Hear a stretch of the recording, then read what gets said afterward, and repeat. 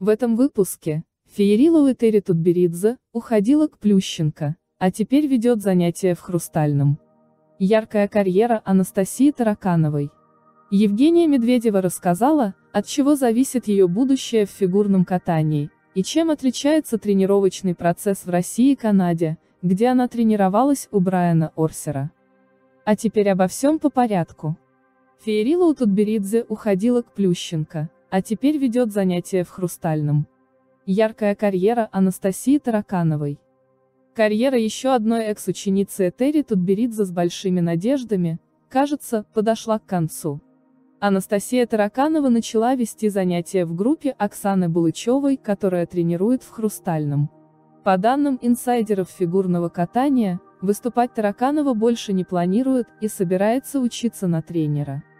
Какой была яркая и недолгая карьера одной из самых заметных учениц Этери Тутберидзе. У Этери Тутберидзе Тараканова могла оказаться еще до 10 лет.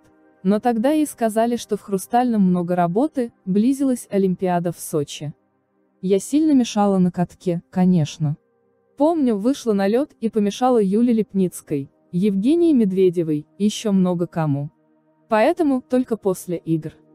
Я не могла ждать так долго и попала к Светлане Пановой, рассказала Тараканова в интервью. У Светланы Пановой фигуристка особых результатов не показывала и не особо выделялась среди сверстниц. Прогресс пошел в группе Этери Тутберидзе в сезоне 2017-2018. Настя попала в финал серии Гран-при среди юниоров, где уступила только Александре Трусовой и Алене Косторной. Обыграть удалось нынешнюю звезду Японии Рику Кихиру и будущую чемпионку Европы Софью Самодурову. Казалось бы, все в твоих руках, прогрессируй, однако Тараканова внезапно потеряла мотивацию и перешла в Академию Ангелы Плющенко. У Евгения Плющенко все тоже шло как по маслу, снова успехи в серии Гран-при среди юниоров, выход в финал, немного не хватило до бронзы. Тараканова могла и дальше продолжать успешные выступления, стать той спортсменкой, которая прославит школу Плющенко, но спустя сезон покинула Академию. Виной всему – разногласия с тренерами. По словам самого Плющенко, фигуристка закатывала истерики на тренировках, но Тараканова эти слова опровергала, так что правду об этой ситуации вряд ли кто-то когда-то узнает.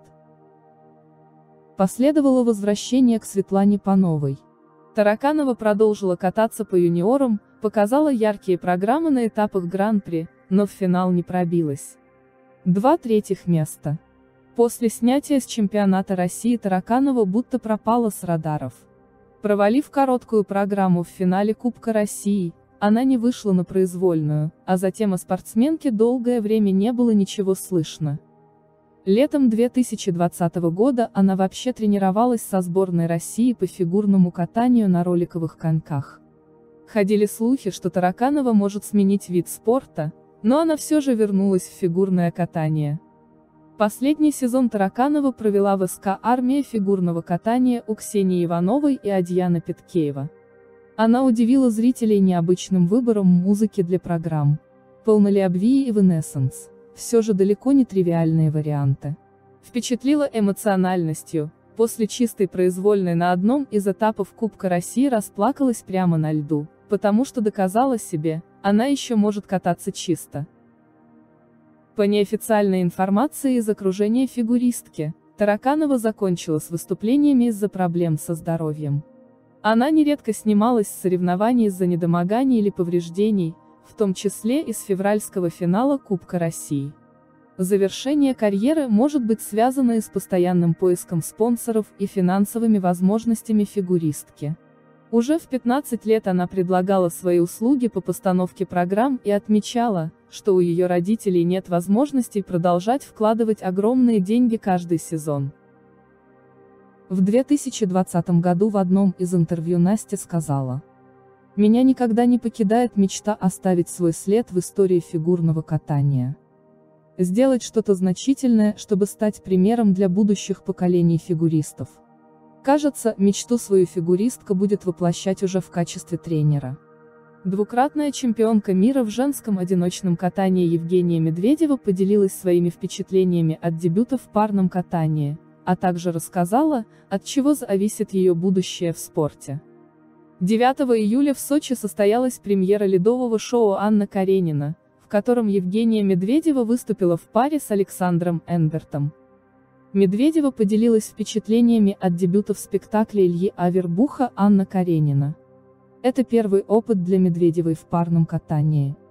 Как вам дебют в парах? Ощущения самые светлые, самые положительные. Мой дебют удался, премьера удалась. Все очень рады. Это были бессонные ночи подготовки, дни без еды и без воды. Без шуток, Илья Авербух здесь жил, ночевал в айсберге, не спал последние 4 суток. Думаю, что все скажут, что это оправдалось. Премьера даст нам сил выдержать еще 46 спектаклей. Сложно ли было делать высокие поддержки? Вначале, да. Даже не сложно, а страшно. Все мое фигурное катание проходило на высоте не больше, чем 30-40 сантиметров. А здесь, 2 метра и выше. Я боялась высоты. Спрыгивала с поддержки, и Саше приходилось меня ловить. Иногда даже одной рукой. Это было машинально. Сейчас все абсолютно спокойно. Я знаю, что Саша Энберт – самый надежный партнер. Доверяю ему.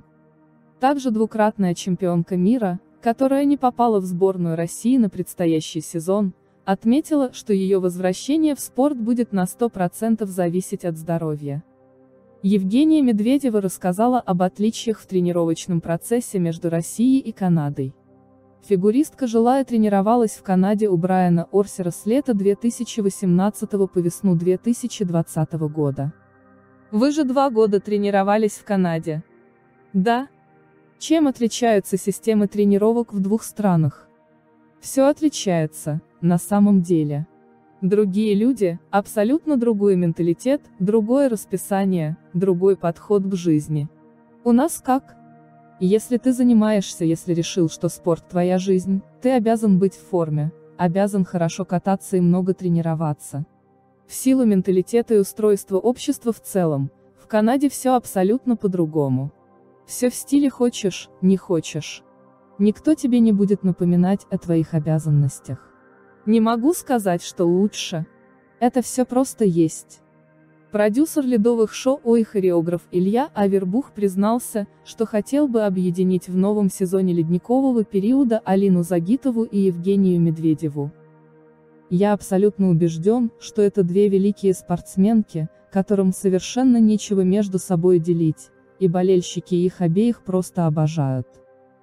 Я буду очень счастлив, если и Женя, и Алина будут участвовать в новом сезоне проекта Первого канала «Ледниковый период». А в каком качестве, уже не так принципиально. Я уверен, что эти спортсменки будут интересны в любом качестве, заявил Авербух.